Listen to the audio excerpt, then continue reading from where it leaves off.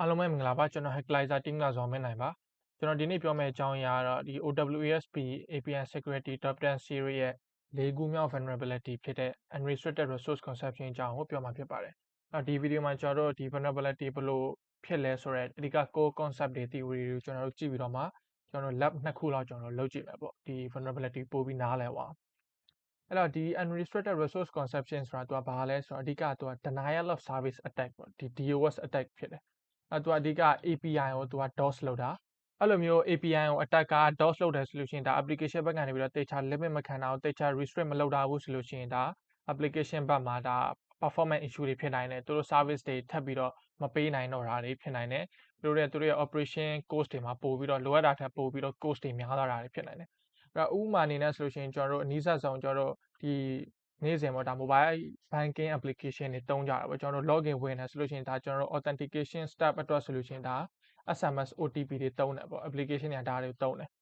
အဲ့လိုမျိုး OTP တွေအတွက်ကိုတုံးမယ်ဆိုလို့ရှိရင်ဒါ SMS gateway ကနေပြီးတော့သူက API နဲ့ယူသုံးရတာပေါ့အဲ့တော့လူတယောက်ကဒီ application တစ်ခုကို login ဝင်တယ်ဆိုလို့ရှိရင်အနောက်မှာဒါ SMS gateway ကို API request တစ်ခုကတွားနေတယ်ပေါ့အဲ့တော့တွားပြီးတော့မှဒါ OTP ကိုတစ်ခုကို request plan လုပ်တယ်ပေါ့ပြီးတော့မှဒါဒီ OTP ကဒါ user စီကိုရောက်လာမယ်ရောက်လာပြီးတော့မှဒီ OTP ကို user ရိုက်တဲ့ဟာတွေမှန်ပြန်ဆက်တဲ့အပိုင်းတွေတွားတာပေါ့အဲ့တော့အဓိကပြောချင်တဲ့အပိုင်းကဒီလိုမျိုး OTP ကိုဒီ attacker ကတစ်ခုတည်းတောင်းတာမဟုတ်ပဲねဒီ OTP တွေကိုဇက်တိုက်တူက request လုပ်ပြီးဆိုလို့ရှိရင်ဒါကို application ဘက်ကလည်း rate limit မခံနိုင်ဘူးဆိုလို့ရှိရင်ဒါ SMS gateway စီကို request တွေကအများကြီးရောက်လာပေါ့အဲ့တော့ SMS gateway ဆိုတာ तू က request တွေနဲ့ charge လုပ်တာပေါ့အဲ့တော့ request ဘယ်နှခုကိုပတ်စံဘလောက်ပေါ့အဲ့လိုမျိုး charge လုပ်တယ်ဆိုတဲ့အတွက်ကြောင့်အဲ့ဒါကို attacker OTP တွေဇက်တိုက်ပို့ပြီးဆိုလို့ရှိရင်ဒါ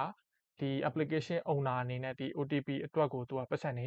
တပ်ပါတီကိုအများကြီးပေးနေရတာတွေအဲ့လိုပုံစံတွေဖြစ်နိုင်တယ်ပေါ့ဒါကဒီ vulnerability ဖြစ်တဲ့ scenario တစ်ခုပေါ့အဲ့တော့နောက်တစ်ခုအနေနဲ့က तू ကဒီ file တွေ upload လုပ်တဲ့အချိန်မှာဖြစ်သွားတဲ့ပုံစံပေါ့အဲ့တော့ပုံမှန်ဆိုလို့ရှိရင်ကျွန်တော်တို့ကဒါ image file တွေကျွန်တော်တို့ profile picture တွေ upload လုပ်တယ်ပြီးရင်တခြားသောဒီကျွန်တော်တို့ assignment တင်တာတို့ဘာတို့ PDF file တွေ upload လုပ်တယ်ဒီလိုမျိုးတွေရှိတယ်ဒါပေမဲ့ attacker ကကျတော့ तू က file size အများကြီးတွေကို तू က upload လုပ်တာပေါ့အဲ့တော့ file size အများကြီးဆိုလို့ရှိရင်ဥပမာဒါ megabyte ရာနဲ့ချီတဲ့ file တွေဒါမှမဟုတ် gigabyte ရှိတဲ့ file တွေ तू က file တစ်ခုတည်းတော့မဟုတ်ဘဲနဲ့အဲ့လိုမျိုး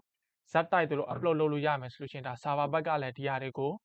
reject မလုပ်ဘဲနဲ့သူတို့လက်ခံပြီးတော့မှဒါ server ပေါ်တင်လိုက်ပြီဆိုလို့ရှိရင်သူတို့ရဲ့ဒီ target server ပေါ်မှာလိုအပ်တာထက်ပိုပြီးတော့ဒီ storage space တွေပိုပြီးတော့ယူသွားတာတွေဖြစ်နိုင်တယ်ဒီမှာဆိုလို့ရှိရင်ဒါ201 creator ဆိုပြီးတော့ဒါ attacker တင်တဲ့ဒီ file content အများကြီးရှိတဲ့ file ကြီးတစ်ခုကိုသူကလက်ခံလိုက်တာပေါ့201 creator ဆိုပြီးတော့လက်ခံလိုက်တယ်လက်ခံပြီးတော့မှဒါ upload ဖြစ်သွားတယ်ပေါ့အဲ့တော့ပုံမှန်ဆိုလို့ရှိရင်ဒါက secure ဖြစ်တဲ့အနေအထားမှာဆိုလို့ရှိရင်413 response code 413 content too large တို့လိုပုံစံနဲ့ဒါပြန်ပြီးတော့သူ attacker တင်တဲ့ဟာတွေကို reject လုပ်လို့ရတယ်ဒါမှမဟုတ်ရိုးရိုးရှင်းရှင်း403 forbidden လောက်နဲ့ပဲဒီမှာ message တစ်ခုထည့်ပြီးတော့မှ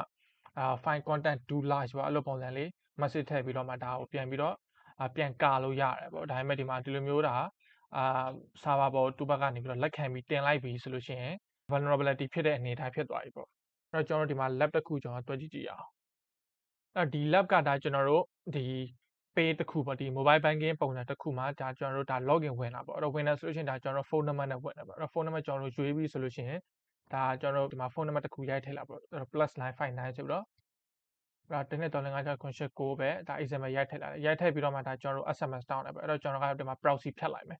proxy ဖြတ်ပြီးတော့မှဒါ continue with SMS ဆိုပြီးတွားလိုက်ပြီဆိုလို့ရှိရင်ဒါ SMS ကျွန်တော်စီရောက်သွားပြီပေါ့အဲ့တော့ရောက်သွားပြီဆိုလို့ရှိရင်ဒါ attacker ကသူ့ phone number ရိုက်တာလည်းဖြစ်နိုင်တယ်လို့တခြားသောသူရဲ့ phone number ကိုရိုက်တာလည်းဖြစ်နိုင်တယ်အဓိကသူ့ရဲ့ goal ကကြတော့ဘာလဲဆိုတော့ဒါ application ကိုဒါ DOS attack လုပ်မှာပေါ့အဲ့တော့ဒါ SMS တွေအများကြီးပို့မှာဆိုတဲ့အတွက်သူ့ phone number ပဲရိုက်ရောက်တခြားသူ phone number ပဲရိုက်ရောက်ဒါပြဿနာမရှိဘူးအဓိကဒီ request ဘယ်လိုတွားလဲကျွန်တော်တစ်ချက်ကြည့်ကြည့်အောင်အဲ့တော့ဒီမှာဆိုလို့ရှိရင်ဒါဒီမှာ post request နဲ့ပေါ့အဲ့တော့ဒီ request ကိုကျွန်တော်တို့ကြည့်မယ်ဆိုလို့ရှိရင်ဒါဒီ login verification အတွက်ကိုကျွန်တော်တို့ကဒီ phone number ကိုကျွန်တော်တို့ကဒီမှာrequest လုပ်လိုက်တယ်ပေါ့ဒီမှာ post request နဲ့ request လုပ်လိုက်ပြီဆိုလို့ရှိရင်ဒီဘက်မှာလည်းဒါ verification code ကဒီက phone number ကိုပို့လိုက်တယ်ပေါ့ပို့လိုက်ပြီးတော့မှဒါ expire ဖြစ်သွားတဲ့အချိန်တွေသူရဲ့ request ID တွေရှိတယ်အဲ့တော့ဒါကိုကျွန်တော်တို့က repeater မှာတစ်ချက်ပို့ပြီးစစ်ကြည့်အောင်အဲ့တော့ဒီလိုမျိုးတစ်ခေါက်ပို့တိုင်းမှာဒီ request ID တွေကပြောင်းသွားတယ်ပေါ့အဲ့လိုမျိုးပြောင်းသွားတဲ့အတွက်ကျွန်တော်တို့ကဒီ request တစ်ခုနဲ့တစ်ခုကမတူဘူးအဲ့တော့ဇက်တိုက်ပို့လို့ရလားဆိုတော့လေဇက်တိုက်ပို့လို့ရတယ်ပေါ့အဲ့တော့ပြောချင်တဲ့ပုံစံကဒါ ဒီဖုန်းနံပါတ်စီကိုဒီ SMS OTP တွေကဇက်တိုက်ရောက်နေတယ်ပေါ့အဲ့တော့ဇက်တော့တက်ကဒီနေရာမှာဆိုလို့ရှိရင်ဒါဒီ request ကိုသူ script ရေးပြီးတော့ဇက်တိုက်ပို့တာပဲဖြစ်ဒါမှမဟုတ်ဆိုလို့ရှိရင်ဒီမှာ automate ကိုပို့ပြီးတော့ဒါမှမဟုတ် bug မှာဆိုလို့ရှိရင်ဒါ intruder လိုမျိုးကိုသူပို့ပြီးတော့ဒီမှာ null pay လုပ်နေဒါ continuous request သူလုပ်နေမယ်ဆိုလို့ရှိရင်ဒီမှာ SMS တွေကဒီဖုန်းနံပါတ်ကိုသူကဇက်တိုက်ရောက်နေမယ်အဲ့လိုမျိုးရောက်နေပြီဆိုလို့ရှိရင်ကြတော့ဒါဒီ application owner အနေနဲ့ကဒီ SMS gateway အတွက်ကို charge ကိုဒါလိုအပ်တာထပ်ပို့ပြီးတော့သူပတ်စံနေအများကြီးအကုန်ကြခံနေရမှာပေါ့အဲ့တော့ဒီလိုမျိုး impact တွေရှိနိုင်တယ်ပေါ့အဲ့တော့ဒီမှာကျွန်တော်တို့နောက်ထပ် lab တစ်ခုလောက်လုပ်ကြည့်အောင်အဲ့တော့နောက်ထပ် lab တစ်ခုကကျတော့ဒါသူတို့ OWASP ကပဲပေးထားတဲ့ဒီမှာ crappy application ဆိုပြီးတော့ဒါသူတို့ဒီမှာကျွန်တော်တို့ Docker download ပြီဆိုလို့ရှိရင်ဒီ application ရပြီဆိုလို့ရှိရင်သူ့ထဲမှာပါတဲ့ vulnerability တွေသူက challenge list တွေပေးထားတယ်ပေါ့ challenge 1 2 3လိုမျိုးပေးထားတယ်ကျွန်တော်တို့ဒီနေ့လုံးမဲ့ဒီ vulnerability နဲ့ပတ်သက်တာကတော့ဒီဟာပေါ့ဒီမှာ perform layer 7 DOS ဆိုလို့ရှိရင်ဒီ contact mechanic ဆိုတဲ့ဒီ application မှာရှိတဲ့ feature ကိုကျွန်တော်တို့ကဒီမှာဒီ layer 7ဆိုတော့ application layer ပေါ့ကျွန်တော်ရှိတဲ့ဒီ application မှာရှိတဲ့ API ကိုကျွန်တော်တို့က DOS လုပ်မှာပေါ့အဲ့တော့ကျွန်တော်ဒီမှာ application တစ်ချက်ကြည့်အောင်အဲ့ဒီမှာကျွန်တော်တို့ application ကိုရလာပြီဆိုလို့ရှိရင်ဒီမှာဒီ contact mechanic ဆိုတဲ့ feature ရှိတယ်ပေါ့အဲ့တော့ကားပြတ်သွားလို့ဒါ mechanic ကိုလမ်းပြီးတော့ဒါ service အတွက် request လုပ်တဲ့ form ပုံစံမျိုးပေါ့အဲ့ဒီမှာကျွန်တော် mechanic ကိုရွေးလို့ရတယ်ပေါ့အဲ့တော့ mechanic 2ယောက်တည်းဒီမှာတစ်ယောက်ကိုကျွန်တော်ရွေးပြီးတော့ description မှာတော့တစ်ခုခုပေးလိုက်မယ်ပေါ့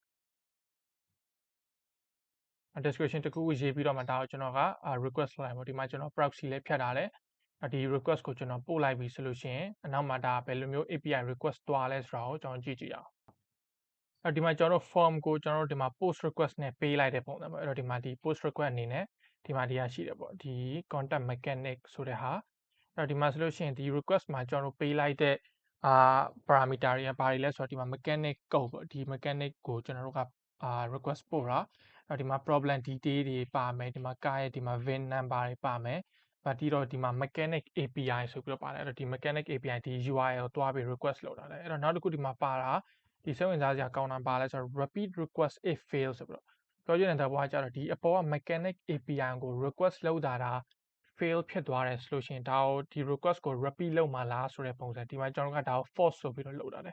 အကယ်၍ fail ဖြစ်တယ်ဆိုလို့ရှိရင်လည်း repeat မလုပ်ပါနဲ့ပေါ့ဒီမှာ false ဆိုပြီးတော့ကျွန်တော်ပေးထားတယ်ပေးပြီးတော့မှဒီမှာဒီ number of repeat ဆိုတာကအကယ်၍ဒါကျွန်တော်ဒီမှာ true ပေးရတယ်ဆိုလို့ရှိရင်ဘယ်နှခေါက် repeat လုပ်မလဲဆိုတာကိုဒါကို set လုပ်ရတဲ့နံပါတ်ပေါ့အဲ့ဒီမှာကျွန်တော်တို့ကဒီ DOS attack ကိုကျွန်တော်တို့လုပ်တော့မယ်ဆိုလို့ရှိရင် application level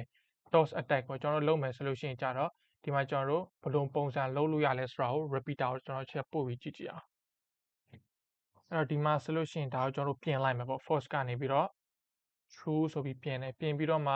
ပြောချင်တဲ့ဘောကဒီ URL ကိုကျွန်တော်တို့က request လုပ်မယ်လုပ်လို့ fail ဖြစ်သွားမယ်ဆိုလို့ရှိရင်လည်း repeat request လုပ်မယ်ဆိုလို့ရှိရင်ဘယ်နှခေါက် repeat လုပ်မလဲဆိုတော့ကျွန်တော်တို့ကဥပမာအနေနဲ့1000ပေါ့အခေါက်1000ကျွန်တော်တို့က repeat လုပ်မယ်အဲ့တော့ဒီမှာဒီ URL ကိုလည်းကျွန်တော်တို့ကအမှားပေးဖို့လိုတယ်အဲ့တော့မှသူက fail ဖြစ်မှာ fail ဖြစ်တော့မှဒီမှာ true ပေးထားတဲ့အတွက် repeat လုပ်မယ်ဆိုလို့ရှိရင်လည်းအခေါက်ရေ1000 repeat လုပ်မယ်ပေါ့အဲ့တော့ဒီမှာ report အနောက်မှာကျွန်တော်တို့ကဟိုမှာ s ပုံစံထည့်ကြည့်လိုက်တယ်အဲ့တော့ဒီမှာ send ဆိုပြီးလုပ်လိုက်တော့ဒီမှာ service တခါတည်းသူက unavailable ဖြစ်သွားပြီးတော့မှကျွန်တော်တို့ဒီမှာဒီ layer 7 application layer မှာကျွန်တော်က DOS attack ကျွန်တော်လုပ်လိုက်တယ်ဆိုပြီးတော့ဒီမှာ message လာပြတယ်ပေါ့အဲ့တော့ဒီလိုပုံစံattack တွေလည်းလုပ်လို့ရတယ်အဲ့တော့ကျွန်တော်ဒီနေ့ဒီ API မှာရှိတဲ့၄ခုမြောက် vulnerability ဖြစ်တဲ့ unrestricted resource consumption အကြောင်းကျွန်တော်တို့ဒီနေ့ပြောခဲ့တယ်မရှင်းတာရှိတယ်နားမလည်တာရှိတယ်ဆိုလို့ရှိရင်လည်း comment မှာမေးထားလို့ရပါတယ်နားထောင်ပေးတဲ့အတွက်အားလုံးကျေးဇူးတင်ပါတယ်